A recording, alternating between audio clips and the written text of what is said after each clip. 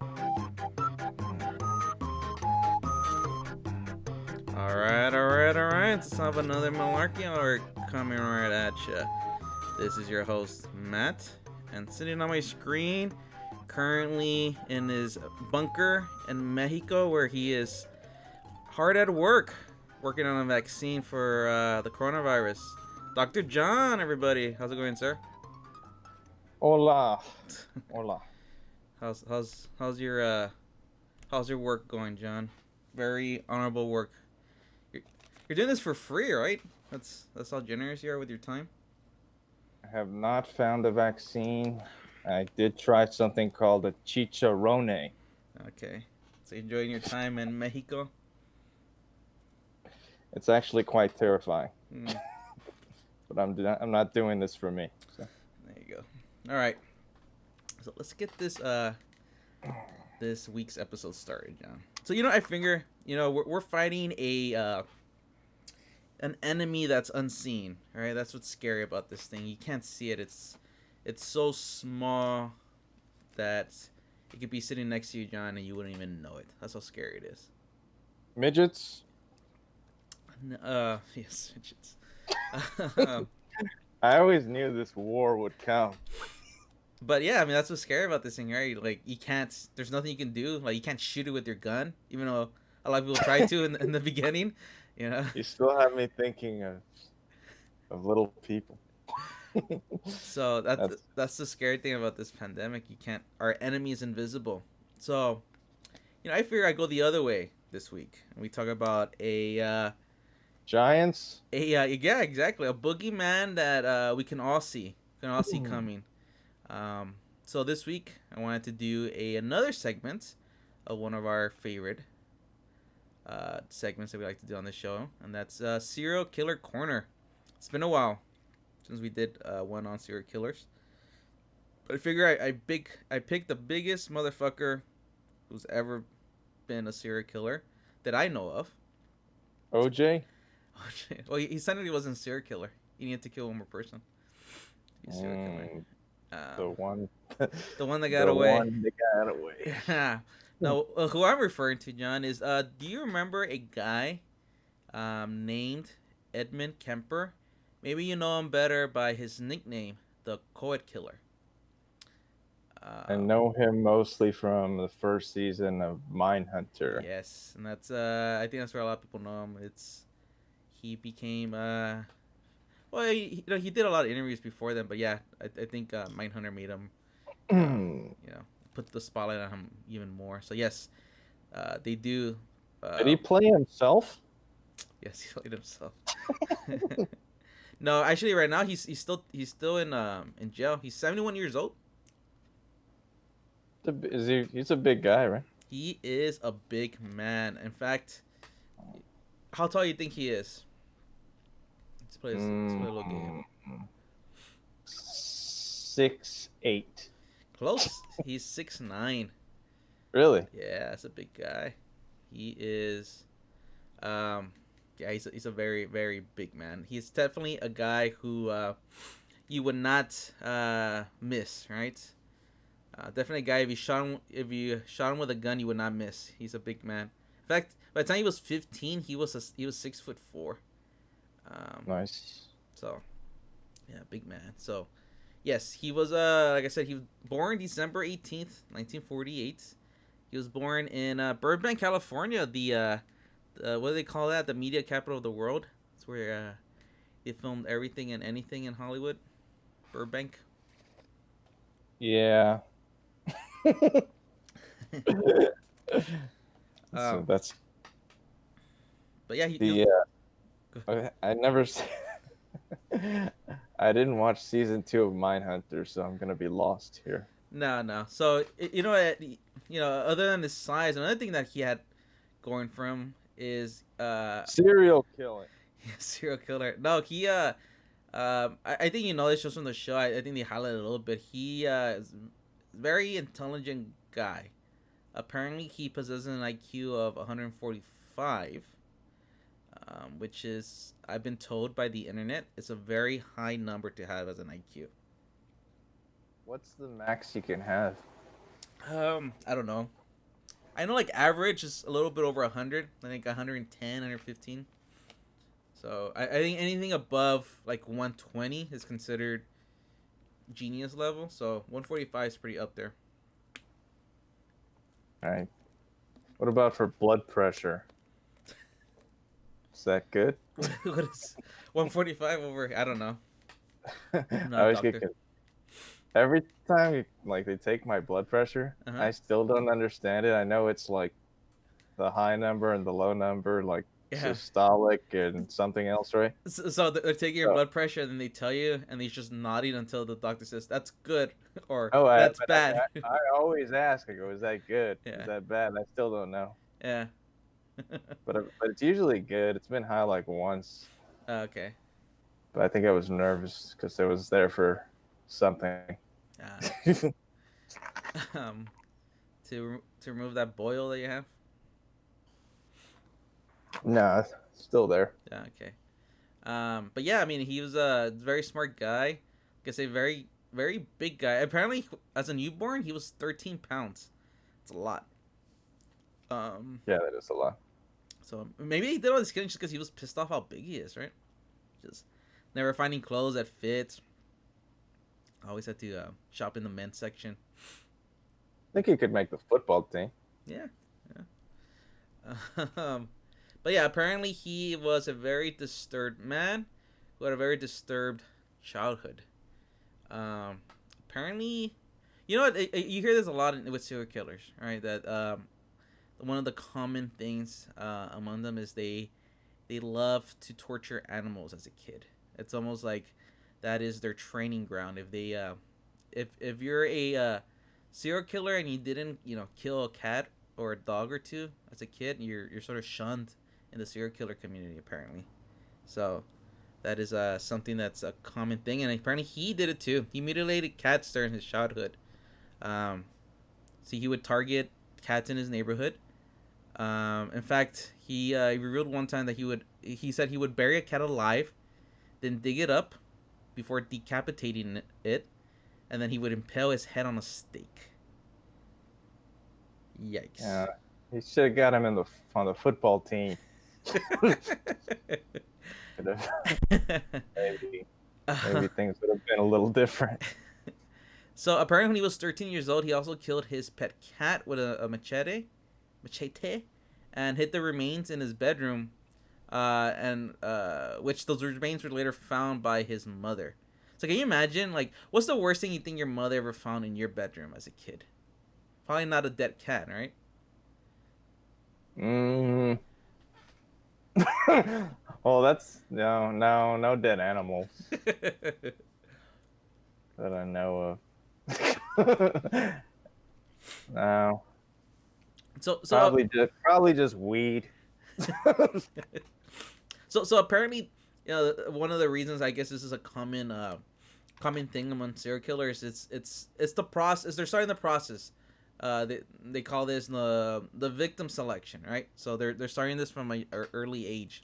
This victim selection, whether it's animals and then later on becomes humans, they tend to take out their frustration on the only thing that's more vulnerable than themselves at that time, which when they're young is an animal, right? So later on, they they start targeting bigger prey, which ends up being humans. So that's sort of the reason, I guess, why if kids are mutilating cats and dogs at a young age or any other animal, more than likely they're gonna, if they don't stop that, they're gonna switch their aggression over to humans. So, uh, You think? Okay, I know you're saying like you look at a lot of serial killers, and that's like you go back and they have this background, right? yeah. You think there's a lot of people that have this background and then they turn out to be just normal though? I don't think everybody who does it turns out to be a serial killer, but I think if they don't become a serial killer, they probably have other issues. Like like when I was a kid, I never thought about like, oh, let me go cut off that cat's head. Um, Right. I mean, like I can see maybe small. Like I think a lot of kids killed. I killed ants as a kid. Um, but With a magnifying glass? you know what? No, I mean, I never had a magnifying glass as a kid. Um, like those the big ones that were so big that they can actually burn ants. But yeah, I mean, I think every kid goes and they're curious about animals, and especially those smaller ones. You know, put your thumb over an ant, and they're like, oh, I can kill this ant. But you're a sick son of a bitch. But I do think that there is something about, you know, the bigger the animal gets, the I don't want to say weird it is, but yeah, I mean it does become a little disturbing if, you know, you're a kid and you're going around, you know, harming cats and dogs. There's something about, like, you know, it takes a lot for you to kill What about an animal. what about a possum? Like if it's attacking you? They're just giant rats, right? I guess. Actually, they're not. I forgot what type of species they're part of. I don't think they're giant rats. You've killed a rat, right? Yeah, I've killed a rat. Like with your bare hands? No. You purchased it from the store Specifically for that, right? Yeah. No. Rats gross me out a lot. Yeah, they're pretty gross and aggressive animals. But no, I don't think every kid that, you know, mutilated an animal goes on to become a serial killer. But I do think a lot of serial killers have that in their background. Makes sense. Did they ever do that thing in high school where you dissect the animal or whatever? Yeah, I did the frog thing in middle school. Yeah, I think it was middle school. Yeah. Yeah, when we did it. Yeah. Yeah, we did it with a frog. Yeah. I did try to. Oh no, this is gonna make me sound like a crazy person. Uh-huh. Like, you know how I don't know if there's common anymore, but like the sprinklers in the backyard have like those things that you cover them with, and it has like a little hole so you can just kind of pluck it out of the ground sometimes. Oh, you're talking about the valve covering for like sprinkler heads? Yeah. The plastic valve like, covering. usually they're green. Yeah. They're usually green. Yeah.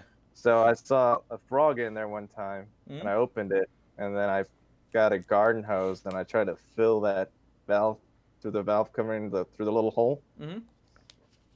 And this frog, they can amazingly squeeze through that little hole because it was, I guess, running out of air or whatever. Uh-huh. I didn't hurt it after that. I was actually quite impressed. Well, they're amphibians, so they live both on water and on land. So Yeah. I don't think But you it's can such a drown. small hole, and I saw the size of the frog, and I was like, "Whoa, Yeah. interesting." Yeah. I think their vertebrae is pretty thin. But yeah. So you try to kill a frog. Oh, you didn't become a serial killer. I didn't try to kill it. I tested its ability to survive. You don't think Edmund Kemper was just testing the ability of a cat to come back from a decapitation? I don't know. But apparently he did try to seek help, John, from school counselors. But he said that later on, they're the best. he later said in interviews that this was not as beneficial. He revealed.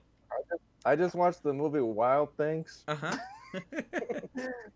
You remember Matt Dillon was the school counselor? That's what his character was? Okay. And he ended up having sex. He was a high school guidance counselor. He ended up having sex with He did not make high school guidance counselors look professional. Yeah. But he I don't know, let's not go into all that. No, we'll save that for our all-time favorite movie podcast on Wild Things. Bill Murray was in that one too, right? Bill Murray, he had a small part. Yeah, right? in Wild Things, yeah. Yeah, he did. He had a small part, right? Yeah, he was like the sleazy PI. Yeah, No, so yeah. Go ahead. It's really not a terrible movie. No, it's good for what it is. I don't think Edmund Kemper caught it in theaters. I think he was already in jail when Wild Things came out, so I'm sure that pissed him off. Right. No, so apparently, going back to his school counselor days, his school counselors were not. The school counselor was probably as good as Matt Dillon's character in Wild Things, because he said, "This is what Edmund Keller." He says, "When I was in school, I was called a chronic daydreamer, and I saw a counselor twice during junior high and high school. and that was very routine. They didn't ask me a lot of questions about myself, and that was probably the most violent fantasy time I was off into. They did or didn't ask? I didn't ask a lot of questions about him. So. What I say, I don't think they're that, you know. I'm not saying they're not helpful, but Yeah. I think he needed someone a little more qualified. Yeah. Probably a specialist. Yeah. Yeah, I mean, he definitely did, because, you know, all that shitty time that he had. What? You know what probably sucks, though? If you're, like, already a serial killer. What do you mean? No. Oh, I haven't asked the question yet, but you know what probably sucks? Like, if, say you're already a serial killer. Uh-huh. Right? You can't be like, hey, do you know any good psychiatrists for serial killers? Yeah. Like, you have one you can recommend? Yeah. No, I mean, it's... You know what I mean? Yeah. Yeah, it's not like you can go to a support group with other serial killers. It sucks because you can't really talk about it that much. All right. Yeah. It's almost like... say you want to turn your life around and become a school counselor.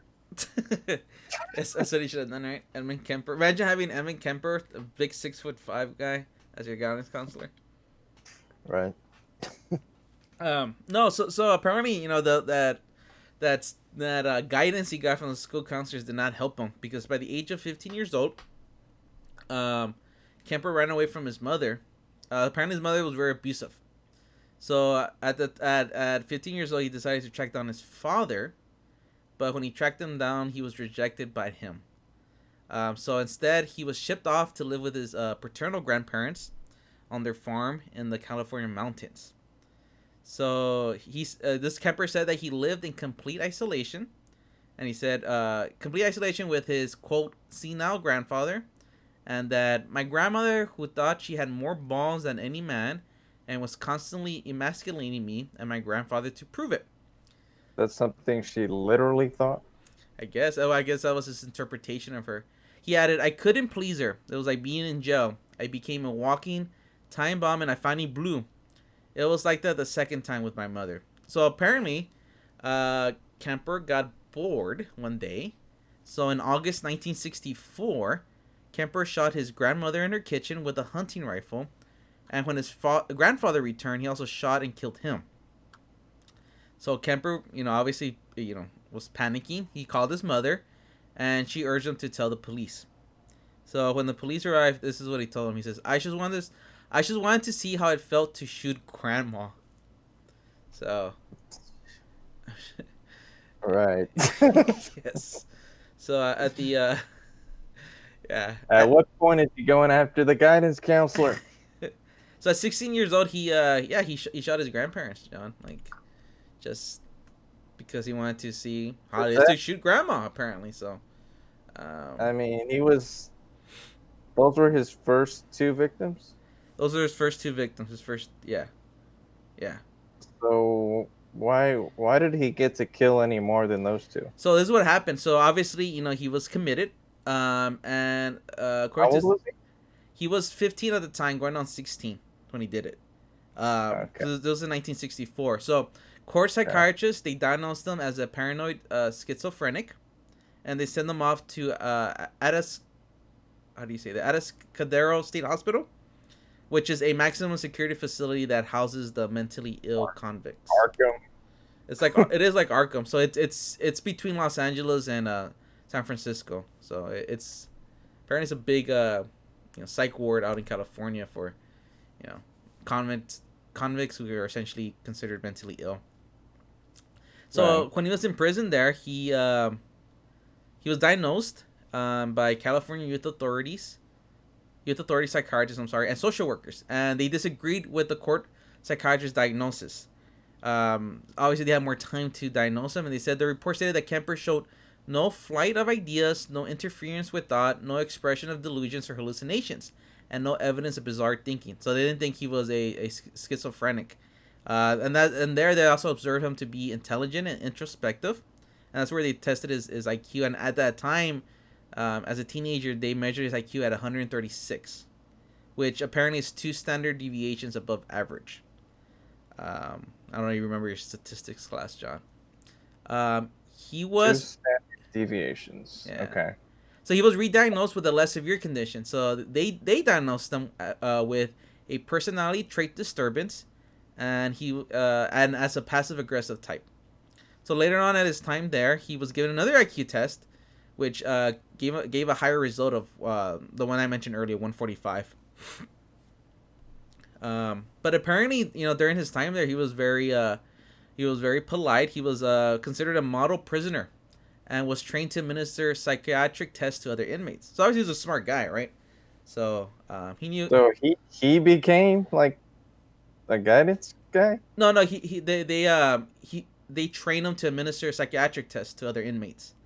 Obviously, Okay. he had the mental capacity to do that, right? So it's like, hey, maybe they thought, hey, he's becoming a model prisoner. Maybe they're like, oh, maybe he's getting better. Maybe this will help him, right?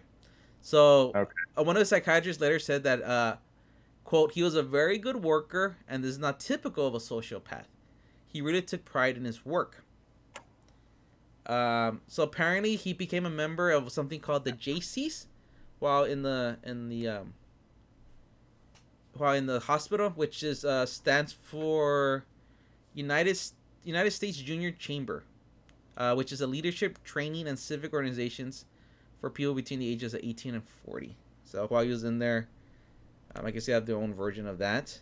And he said he developed some new tests and some new scales on the Minnesota multiphasic personality inventory, specifically on overt hostility scale during his work with the psychiatrist there. So I don't know what any of this means.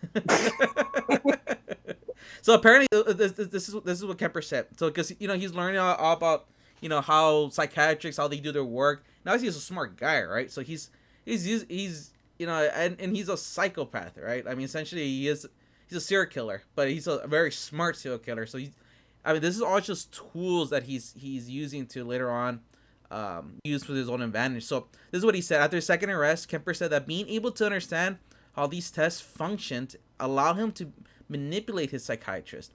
And he admitted that he learned a lot from the sex offenders to whom he administered tests. So, for example, they told him it was best to kill a woman after raping her to avoid leaving witnesses. So he knew if he was gonna rape a woman, he better kill her because she's a witness. What was I watching recently? Where they tell it's either an old movie or something, where they say they tell women who are being raped not to yell help but to yell fire. Is that true? Oh, I guess I don't know. Because people are more likely to come to a fire than they are to rape. Yeah, but I don't know what it was like. It was something that I'd seen before, and I was like, no, it was like an old movie or something. Mm-hmm. But it's like during all this quarantine shit, they have movies playing all the time. They all start to blur together. Yeah. Well, I guess it makes sense. People they'll run to somebody yelling fire as opposed to maybe, somebody yelling even help, right? It probably doesn't work. People tend to zone off on that. But I guess a fire might potentially affect you. As opposed to somebody yelling for help is like, well, good luck to them. Almost. It's a weird. I don't know. I'm assuming it's true. Mm-hmm. Like I said, I can't remember what movie they were saying it in. But I take all my knowledge from movies as well.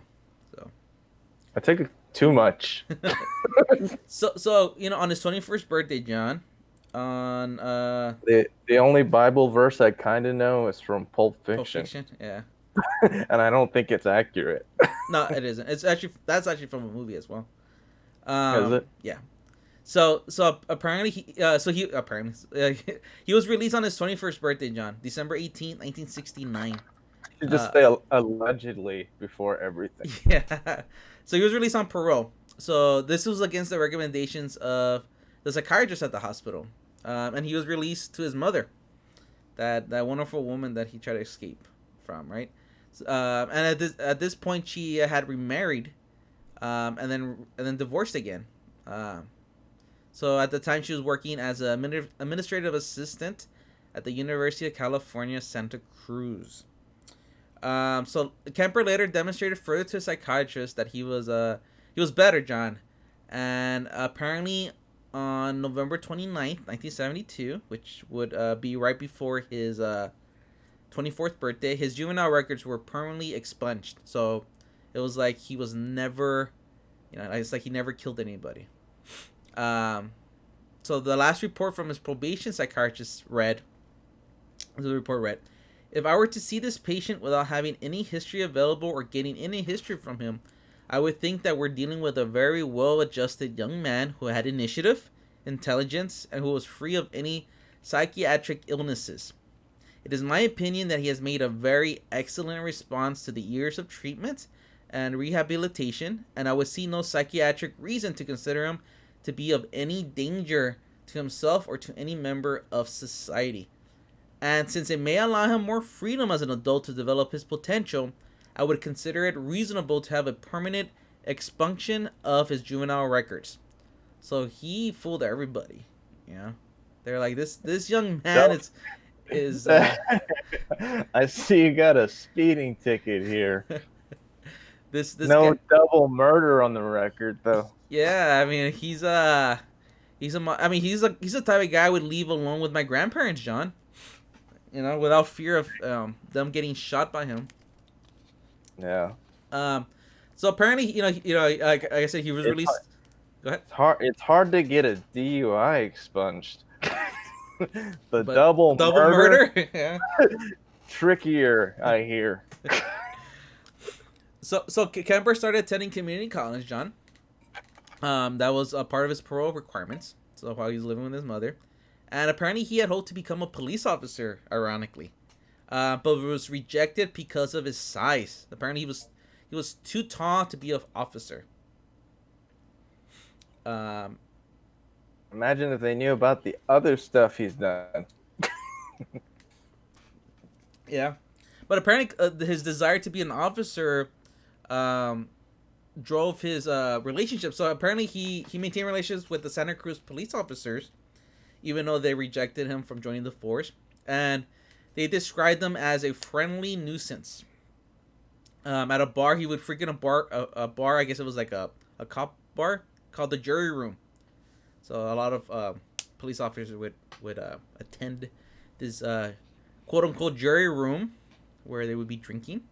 So he worked as apparently a series of menial jobs before securing employment with the state of California Highway Department. So apparently during his time there, his relationship with his mother became toxic and hostile. He would have frequent arguments that would be overheard by neighbors. He would later describe the arguments he had with his mother as, my mother and I started right in on horrendous battles, just horrible battles, violent and vicious. I've never been in such a vicious verbal battle with anyone. It would go to fists with a man, but this was my mother, and I couldn't stand the thought of my mother and I doing these things. She insisted on it. And just settle everything with words. Yes. I remember this is what he called it. I remember one roof raiser was whether I should have my teeth cleaned. Roof raiser? Yeah, roof raiser. That's what he described it. I guess one of the arguments, he called it a roof raiser, was whether he should have his teeth cleaned, John. Have you ever argued with your mother over your dental hygiene? No. You never had a roof raiser with your mother, John, over the cleanliness of your molars. I am overdue for teeth cleaning, though. Should go soon. Are they even letting people go right now? No, that's the thing. I think that's just one of the issues. There's a lot of money being lost by a lot of these elective surgeries that aren't obviously life threatening. So I mean that's a lot of source of income for hospitals and doctors, right? Right. So apparently he saved enough money, John, and he's like, I'm getting the fuck out of here. I'm not living with this woman anymore. So he moved out to live with a friend in Alameda. So he still complained of being unable to get away from his mother. So apparently she regularly phoned him and paid him surprise visits. So it seemed like this woman loved to torture her son.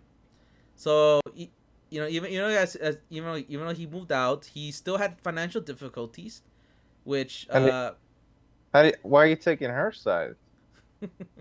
I don't think I'm serious. No, I'm not taking her side. I said she loves to torture him, right? How do you know? But I'm saying, how do you know she's not just trying to be close? Well, maybe. So apparently, he had a lot of financial difficulties, and he would frequently return to stay with his mother. So apparently, in 1973, while he was at a beach in Santa Cruz, he met a student from Turlock High School, and he got engaged to her. But apparently, the engagement was broken off after Kemper's second arrest, and his fiance's parents requested that her name not be revealed to the public. So apparently that same year he began working for the highway department. Kemper was hit by a car while he was riding a motorcycle that he had recently purchased. Wait, go back a second. Mm-hmm. What name would not be released to the public? His fiance's name. Okay. Yeah. So apparently, he got hit by a car while he was riding a motorcycle. Mm-hmm. And his arm was badly injured in the crash. And he received a $15,000 settlement in the civil suit he filed against the car's driver. Murder money. So how much do you think $15,000 in the 70s? How much do you think that's worth? That is like around like this time right now. Yeah, if you adjust it for inflation, John, 15 grand in 1970 something, mid 1970s. Hold on, let me think for a sec.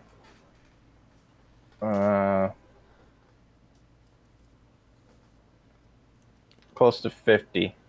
It's around $90,000. Jesus. Today dollars.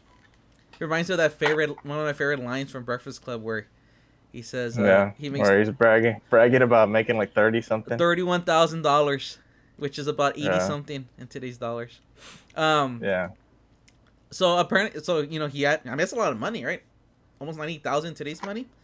Yeah. So he apparently bought himself a 1969 Ford Galaxy. Were those nice? They look nice. They look like one of those old school cars, like the long bodies. You know those old Fords, like really long bodies. They have what they call it, those tires with the white rim. Not the white rim, but like they have a white line. Do you know what color it was? They don't say the color. Let's see. No. It's Galaxy with an IE, not a Y at the end. Yeah, I got it. It looks like it was white. Oh, his? Oh, you looked it up? Yeah. Because first I wanted to see I want to see what a serial killer drives. No, seriously, that's really why. Yeah, it looks like a white. Yeah. Actually, you should look it up. It looks exactly like what a serial killer would drive. No, I see the car, and it's No, I think it's one of those like you see those from like the 70s, right? Those old school cars. Yeah. So apparently with this very serial killer looking car, John, he would drive around and he noticed a large number of young women hitchhiking. So he began storing plastic bags, knives, blankets, and handcuffs in his car. So and then from there he started picking up these young women and peacefully letting them go. You think he had like, I don't know, like jumper cables or like just like basic shit, like like a jack and a alongside the plastic bags and the knives and the handcuffs. Yeah. He had blankets there. He was nice, right? He probably kept at least mix it up a little bit, right? But according to him, during this time, he would pick up these young women, but he would peacefully let them go. And he said he picked up around 150 hitchhikers. Right. And this he said it was before he started feeling these he called them, he said he would feel these homicidal sexual urges, which you know what he called those urges? He called them little zapples. Zapples. Little zapples. He called those. He would get these homicidal sexual urges. That's what he called them. Little zapples. Sounds like a diner.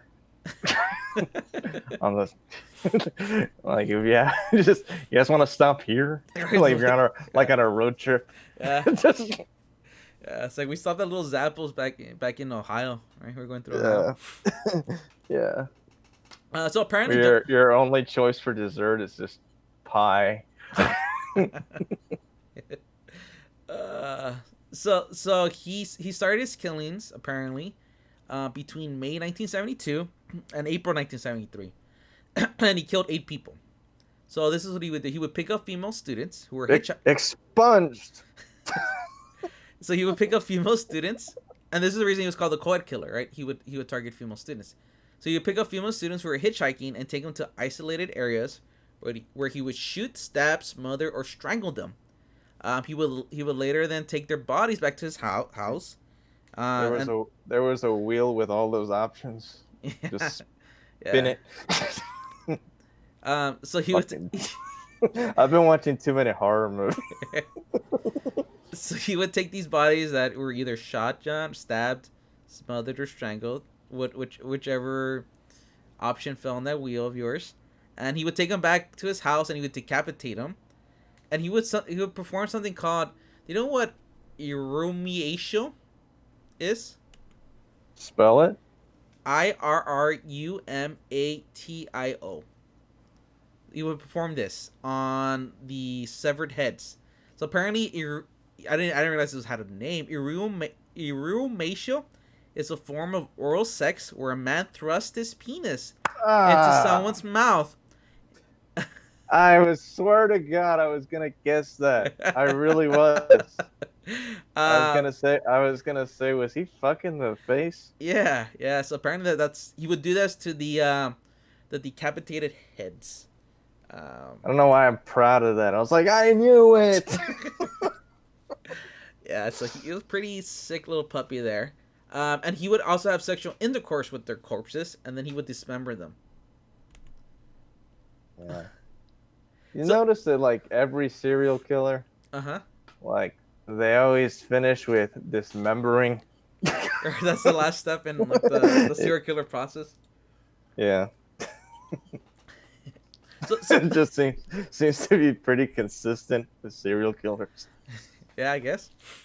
So apparently he said that he had a little trick to pick up these hitchhikers, John. So obviously he's still, they have to come into the car, So there's this guy driving around in his very, like you mentioned, serial killer looking Ford Galaxy, and it's this hulking 6'9", close to 300-pound man. How is he gonna make these women feel safe to come into the car? So he said he had a little trick. He said that, and it was very simple. He said, in order to get in the car, I'll kill you. he said, he picked up a bunch of, they're all hitchhikers. They were from, as young as 15 years old all the way up to 23. All young women, all hitchhiking. He said the trick to convincing these young co-heads that he was not a threat to them, he used a little trick. He said, some girls weren't really convinced. So I looked at my watch and I sighed like, come on, I don't have time. And apparently that convinced them that they had the impression, hey, I was in a hurry and I didn't have the time to hurt them. So apparently he said, and you know what? It makes sense why he would think like this, right? This is a guy who spent his later teenage years just, looking at, psychiatric tests and testing people and knowing how the human mind works. That's still a sales technique today. Yeah. That people use. It's like, you don't want to seem needy when you're trying to make the sale. You're a busy guy. Yeah. So that's it really is something people do. And that's what he would sell himself to them. Like it's like, hey, I don't have time for you. What do the kids call it? The FOMO. The FOMO, yeah, fear of missing out, right? Yeah. Yeah. It's a little bit of that mixed in. So like I mentioned earlier, he would decapitate these heads. Edward Kemper invented the FOMO. Edmund Kemper, he invented the FOMO. No, so Kemper would keep the heads of these women, right? So he mentioned like he was known as a coed killer, so he was mainly targeting women. He said he targeted women as they reminded him of his mother, and he said his overall hatred for women. He said during an interview, quote, there's a lot that leads into that happening, but that's what happened. They represented not what my mother was, but what she liked, what she coveted, what was important to her, and I was destroying it. So he would keep these heads as trophies, and then he has this one famous line. Actually, it's been used in another movie. In one movie, he said, one side of me says I like to talk to her, date her. The other side says I wonder how her head would look on a stick. And I don't know if you remember, but Christian Bale's character in American Psycho. Yeah. But you know what's funny, in the movie he credits, I think, Ed Gein. He's been misquoting. I always thought I was gonna say, wasn't it supposed to be Ed Gein? Yeah, but apparently this is Edmund Kemper said this, not Ed Gein. Christian Bale's character misquoted. Didn't get the credit. Didn't get the credit, yeah. This guy can't catch a break. Jeez. Didn't get credit for FOMO. Jeez. So John, he did most of his killing, actually all of his killing during this 11-month murder spree that I mentioned. He killed, like I mentioned, 8 people. He killed 5 college students, 1 high school student with the 15-year-old that I mentioned. And then later on, he killed his mother and his mother's best friend. So. Did he do that at the same time? The mother and his mother's best friend? Yeah. I'll get into it. That's actually was his last murders. Okay. So apparently his murder spree started, like I said, May 1972. And it started with, there was 2 victims. Marianne Pesh and Anita Luchesa. So Kemper was driving in Berkeley, and he picked up. They were both 18-year-old hitchhikers, both students at Fresno State. He was gonna take them to Stanford University. That's where they were hitchhiking to. So apparently, after driving in an hour, he managed to reach a secluded, wooded area, and because he worked for the highway department, right, for a while, so he knew, all the little areas along the highway. He did this, or he bought a map. Yeah, but he knew all the little areas. I mean, that it's like, hey, this is a secluded area. So he did this without them really noticing. It was like, hey, I guess it took him a while before they noticed. Like, hey, this is not the way to Stanford.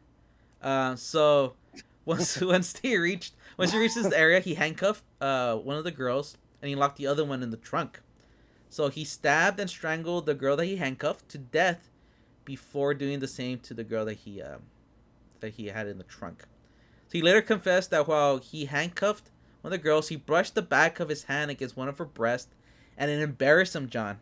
Such an embarrassing faux pas to be having while he was trying to do this. And he said this while he handcuffed her. Wait, what? Yeah, while he handcuffed the back of his hand brushed against one of her breasts, and it was embarrassing to him. Oh, so it was an accident. Yeah, and he said, "Whoops, I'm sorry about that." Yeah. Today he would be Me Too'd. Yeah. He put both the women's bodies in the trunk of his wonderful Ford Galaxy, and returned to his apartment. And apparently he was stopped on the way to his apartment by a police officer for having a broken taillight. But the officer did not detect the corpses in the car. Kemper's roommate at the time was not home, so he took the bodies into his apartment where he took photographs of them, and he had sexual intercourse with them before dismembering them. So it always seems to be the last step, right? Yeah. Where he engaged in, like I said, Iramutu, before he threw the heads. Apparently these heads he threw into a ravine. So these heads were no good. When you say he kept them as trophies, where was he keeping them? I don't know. I guess he would just keep them around, but I think some he would get rid of. No questions from the roommate. Yeah, you would think. Imagine Like I don't know, I've never really had a roommate, so but I can only imagine like the what are you doing when I'm not home, right? Yeah. Hopefully, it's just masturbating. Right. I'm being serious. Like, hey, hopefully that's about as weird as it gets. Yeah. So Not his that it's weird, but yeah. So his second occurrence happened later on that year in September. He picked up a 15-year-old dance student. Her name was Ayako Ku, who decided to hitchhike after her dance class, after she missed her bus. So he drove her to a remote area. I guess that's his move, right? And he pulled a gun on her. He pulled a gun on her, but then he locked himself out of his car by accident. But this is where it gets like another accidental embarrassing moment. Yeah, this guy From Edward Kemper. He's just like the most awkward guy around women, right? He's brushing against their breast by Wouldn't accident. Wouldn't it be awesome to see the blooper reels? For these gruesome murders. Well, no, not the gory stuff, just like the I'm sorry when he brushed the breast and then this lock himself out of the car. Oh no, my keys are in the car. Just like... but apparently this is hashtag epic fail, as the kids like to do. But this is the very like, what do they call it, the head forward, what do you call it, the head slapping moments. Apparently the girl led him back inside after he gained her trust while holding her at gunpoint. So she was perfectly safe. He locked himself out, but she let him back in. Once she let him back in, he proceeded to choke her unconscious. Then he raped her, and then he killed her. So he had a gun, but he was locked outside? Yeah. And he convinced her to open the car. Now, he didn't want to shoot through that beautiful Ford Galaxy, John.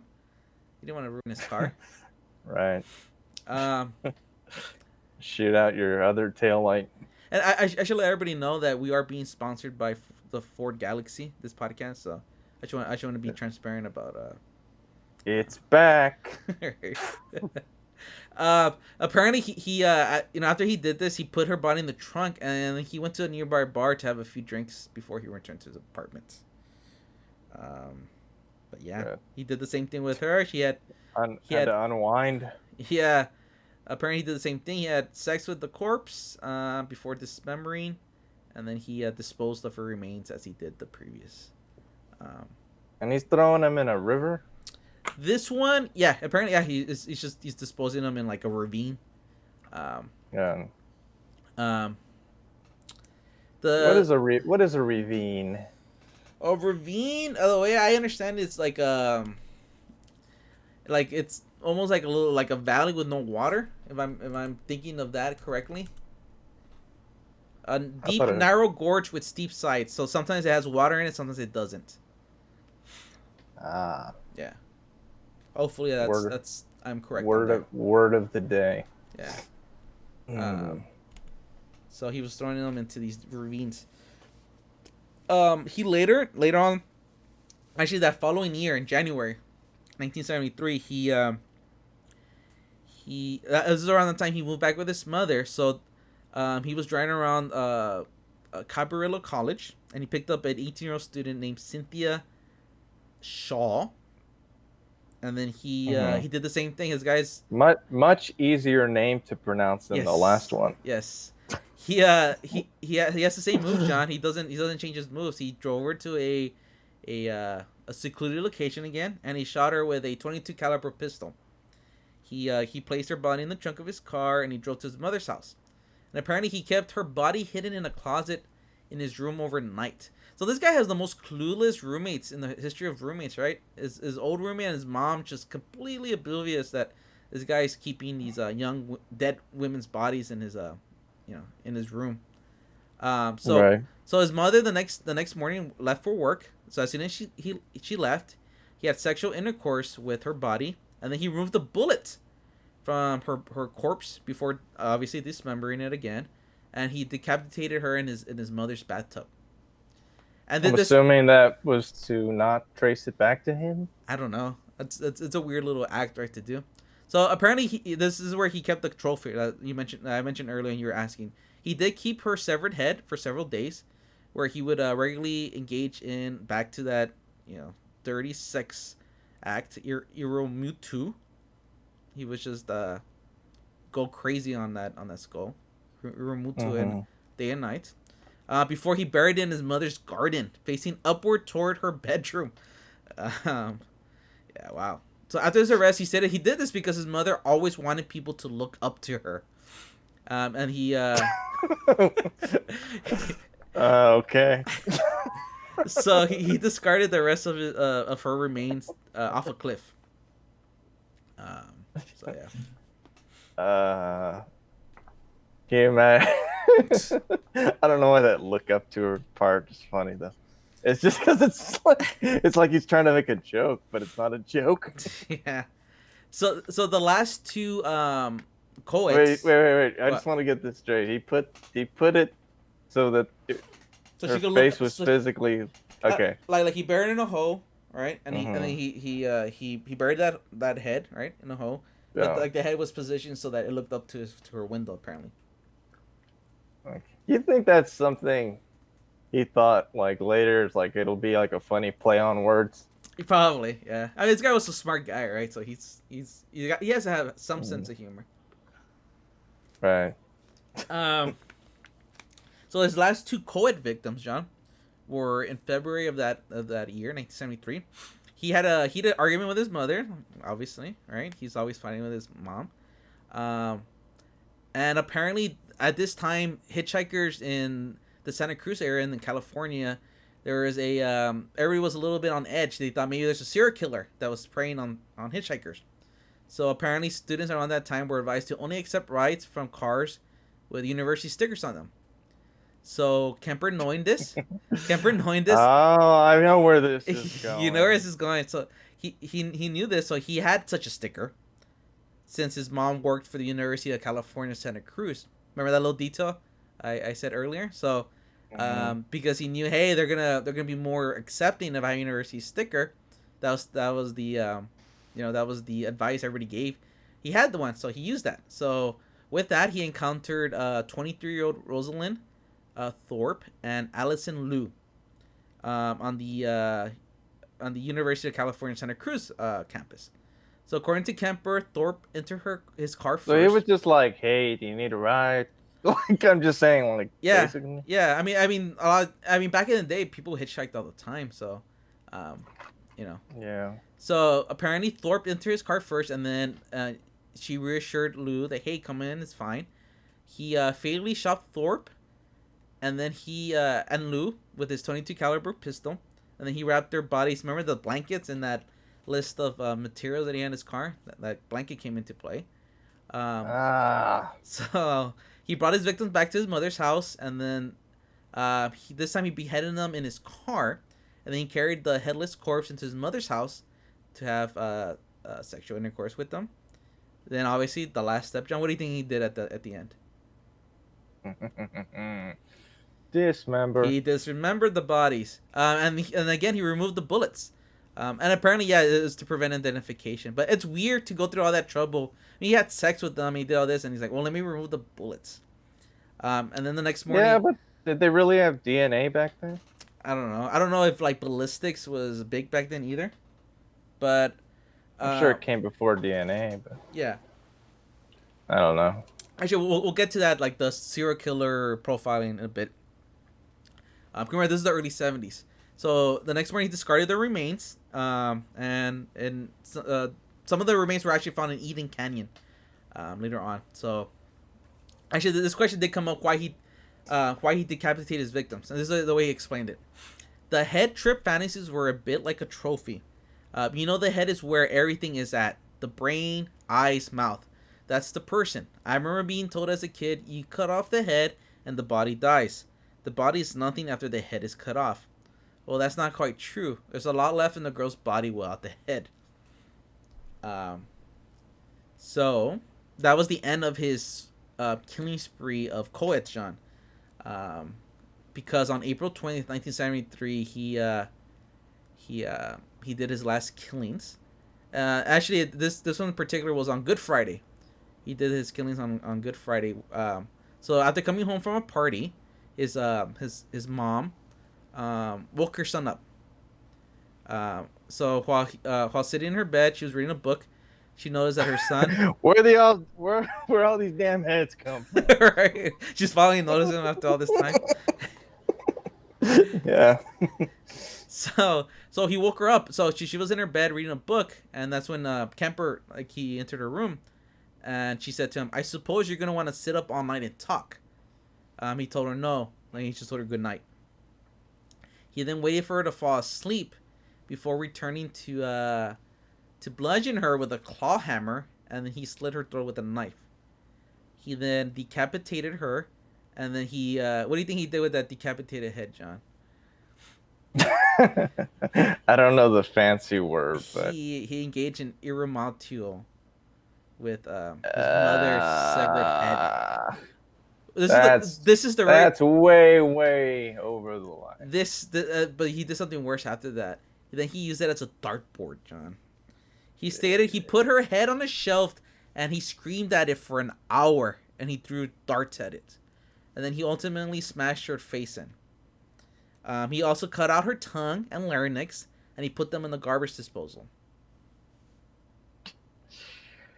So, oh my! So this little, it goes back to you mentioned like he has his little sense of humor. So apparently the garbage disposal could not break down. He put it down. He put her tongue and larynx down the garbage disposal, and apparently it wasn't tough enough to break those vocal cords, and he just ejected the tissue back into the sink.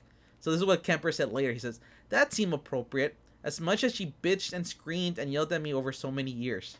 So he had a sense of humor about it. Nice. He then hid his mother's corpse in a closet and again went out to drink at a nearby bar. So he always needs to unwind after his killings, right? So after he returned, for whatever reason, he invited his mother's best friend, 59-year-old Sarah Taylor, over to the house to have dinner and watch a movie. So apparently, when this poor lady arrived, Kemper strangled. Did she think it was just gonna be them two? I don't know.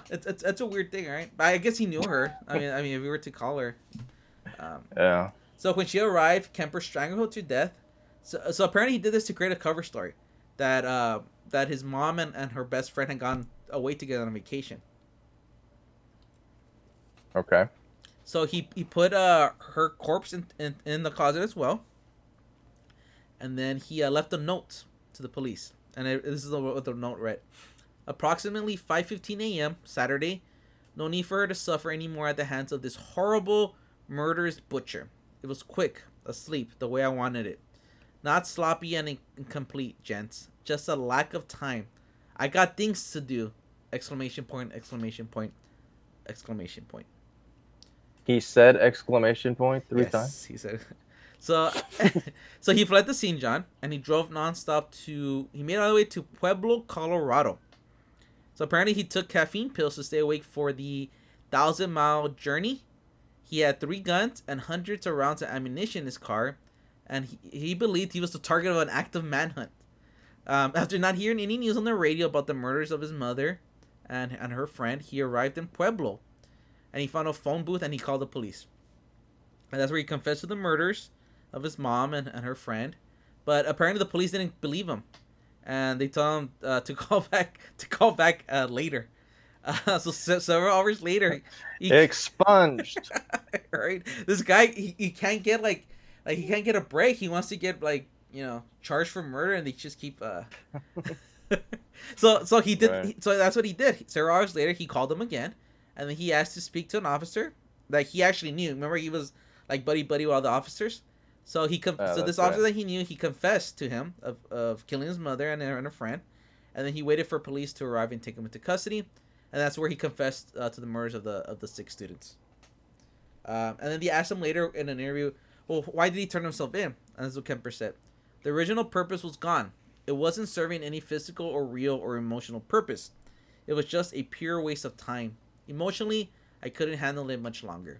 Toward the end there, I started feeling the folly of the whole damn thing, and at the point of near exhaustion, near collapse, I just said to hell with it, and called it all off. So, in the towel. So this time, John, he was indicted on 8 counts of first-degree murder, and he was later his trial went forward on October 23rd, 1973. And they had 3 court-appointed psychiatrists, and this time they did find him to be legally sane. They went back and investigated his juvenile records to look at the diagnosis that he was once psychotic. One of them, which Dr. Fort interviewed Kemper, and apparently under truth serum, and relayed to the court that Kemper had engaged in cannibalism, alleging that he sliced flesh from the legs of his victims, then cooked and consumed these strips of flesh in a casserole. But they still determined that he was completely... Is truth serum a real thing? I don't know. I've heard conflicting things. Some people say it works, some other people say it doesn't. Yeah, I don't know. So, John, on November 8th...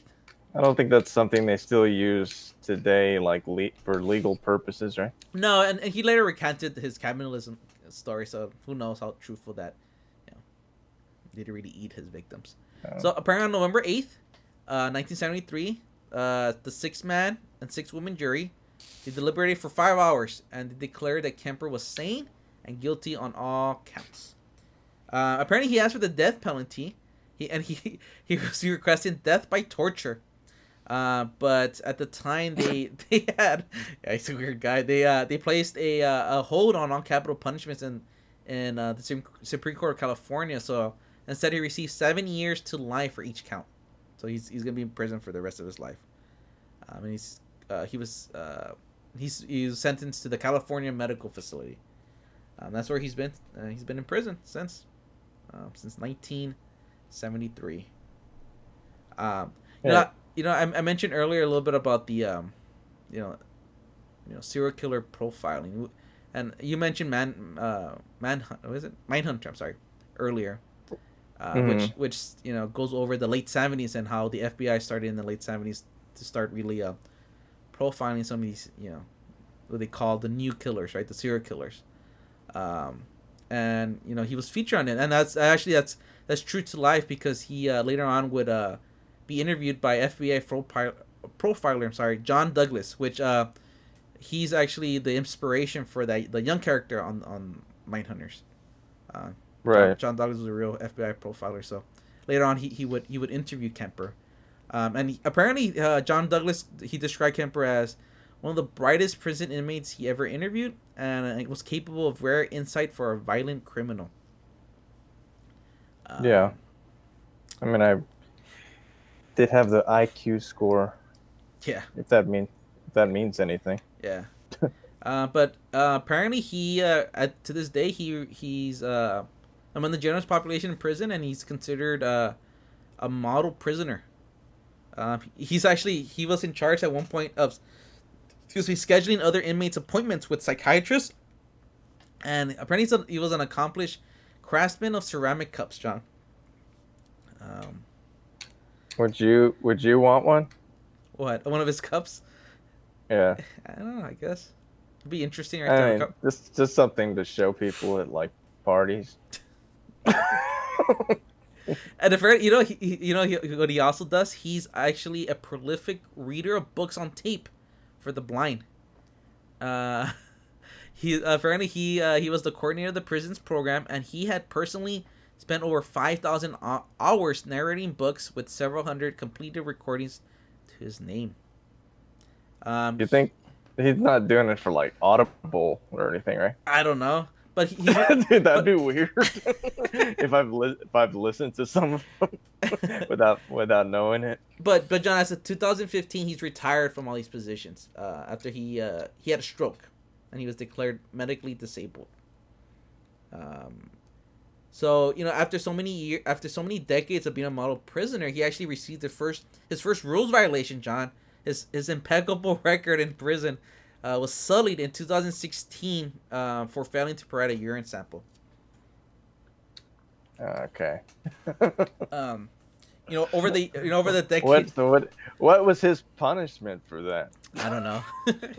I think they let him off easy after a few decades of being a model prisoner, John. I think they can leave him off for they're gonna expunge that from his prison records, right? So he's been a a prolific interviewer, I guess. Like people love doing a lot of interviews with him. I like how this is turning into a tribute. Right, to Kemper. He was included in a segment in the 1982 documentary "The Killing of America." He also made an appearance in the 1984 documentary "Murder: No Apparent Motive." And like I mentioned, he's been interviewed by John Douglas, the FBI profiler. He's very forthcoming about his crimes. He's very honest. Apparently, at the end of the documentary "Murder: No Apparent Motive," he said, "There's somebody out there that is watching this and hasn't done that.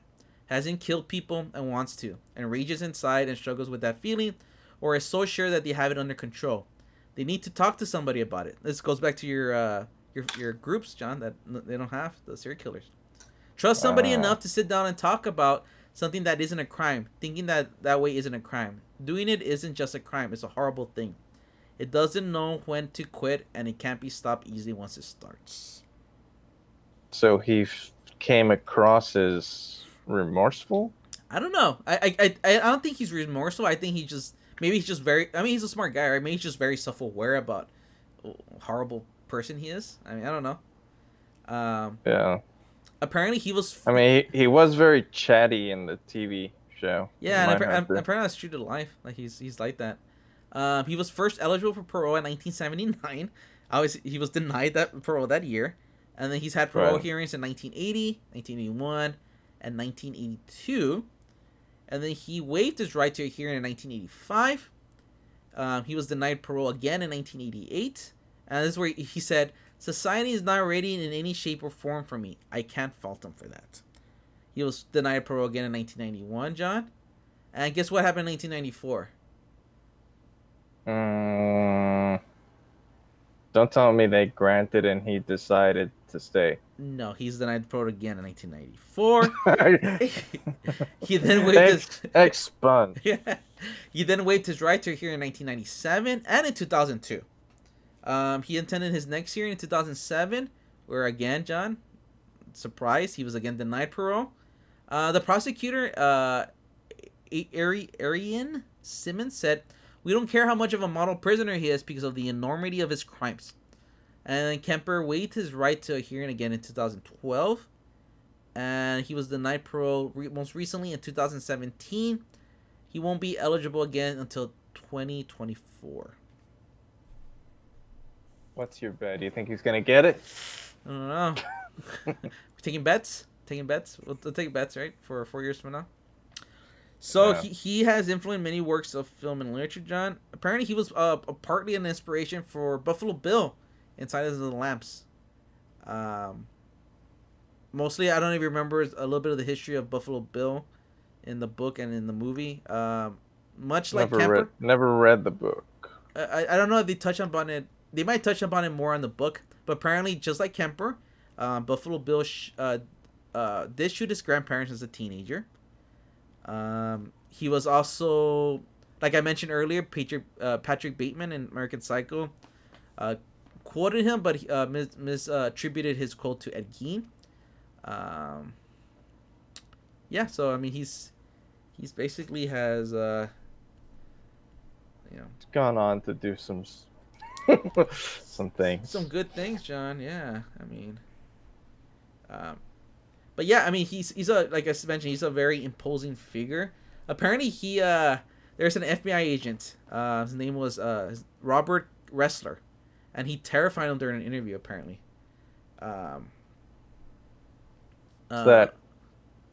that's not like kind of like Mindhunter, but no. No, so this is apparently what happened. So apparently, a Stanford psychiatrist, his name was Donald Lund. He interviewed Kemper in the early 70s. So the guards would lock them both in a small room, and a panic button was under the table in case something were to happen. So Lund said, "I laughed at the notion that he might attack me in case Kemper showed up." Right. So this is what the psychiatrist says. He says, "I laughed at the notion that he might attack me. He had no reason to do so, and besides, the panic button would bring a squad of deputies instantly." So Kemper then reminded Lund. He said, "Has it ever dawned on you that I'm a foot taller and weigh damn near twice what you do?" So, so apparently this quote by Kemper prompted Lund to hit the panic button, and it took 7 minutes for the guards to respond. Kemper didn't do anything, right? No, he didn't do anything, but I think he was just like fucking with him. That's funny. So going back to the FBI agent, we got this panic button that's been broken for 40 years. Right. In case you need something. So going back to that FBI agent, so apparently Robert Ressler, he had a similar interaction with Kemper. So they were in that same interview room, and then Ressler hits the panic button, and then the guards don't respond. So obviously he's thinking, hey, I hit this button, nobody's coming up. He starts panicking, and then Kemper, I guess, reads into this, and he tells him, if I went apeshit in here, you'd been in a lot of trouble, wouldn't you? I could screw your head off and place it on the table to greet the guard. And apparently the guards didn't enter the room until 30 minutes later. Wait. That's okay. So 7 minutes to respond. This time it took 30 minutes. And then this time it's 30 minutes. Yeah. So that button is like, that button needs work, right? Yeah. They should just get him a bell. Right. It's probably be easier. Or a gun, right? Just give him a gun. Yeah. But yeah, I mean, it's interesting fellow, this guy, right? Yeah, to say the least. He's got wild tales, that's for sure. And if you ever want to see how his demeanor is, there's a lot of videos out there of him being interviewed. So it's quite chilling how calm this guy is and very well spoken. You think you could listen to like a book you wanted to hear, knowing that he was narrating it? You want to know some of the books he's narrated? What's that? A few of them: Flowers in the Attic, The Glass Key, and the Rosary Murders. So okay. Yeah. I know what Flowers in the Attic is. I don't know those other ones. Yeah. So that's just a couple of audiobooks that he has. I'm sure you can find them online. Fucking what kind of Harry Potter book? So that's it, John, for our serial killer corner segment. Edmund Kemper, definitely an interesting character. 71 years old, still going strong in prison. See, I'm still what's the word? Conflicted about watching Mindhunter season 2, knowing that they cut it and there will be no season 3. Yeah, he was really good in season 1. His character, the actor himself was really good. So yeah, it was good. Yeah. All right, John. With that, let's end this week's podcast. You have any final thoughts on Edmund Kemper? If you can say anything to Mr. Kemper right now, what question would you ask him, John? You can ask him any question. If I could ask him any question. Any question. He'll probably be like, somewhat, not only say truthful, but you'll get at least, you won't get like a non-answer from him. What question, would you ask him that you think has never been asked of him before? I'd ask him what he thinks about all this flat Earth nonsense. Flat Earth nonsense? Yeah. That'd be interesting, right, to get his views on some stuff like that. All right. Especially with his background in psychiatry and why people believe what they believe, and no, actually not a bad question. Yep, I'm sure he has never been asked that before. Hey, it's like when we did the reptilian thing. Mm-hmm. That reptilian agenda. Then I was like, maybe it is true. Like, right. After like a couple of days soaked in, I was like seeing people on TV like. You started seeing his lizard eyes and everybody. Yeah, and I was like, I thought I saw them shift. Yeah, there you go. All right, John. So with that, we leave everybody in the safe thoughts of knowing that Edmund Kemper is at least behind bars. I know we're still struggling with this epidemic, but we know, hey, at least Kemper's behind bars, right? And he's making what, those ceramic mugs? Yeah, he's making those ceramic mugs. He's got merch going for him. Yeah. Well, he's not making them anymore. I don't think he's doing that anymore after his stroke about 5 years ago. So He might not. Ooh. Maybe it's a collector's item now, though. They're probably worth more. Yeah, they're probably collector's items. So, if any of our listeners has one of Edmund Kemper's mugs, let us know in the comment section, and maybe we'll buy it off of somebody. All right. With that, we leave y'all for another week. Have a safe week, everybody. We hope to see you again next week. Bye bye.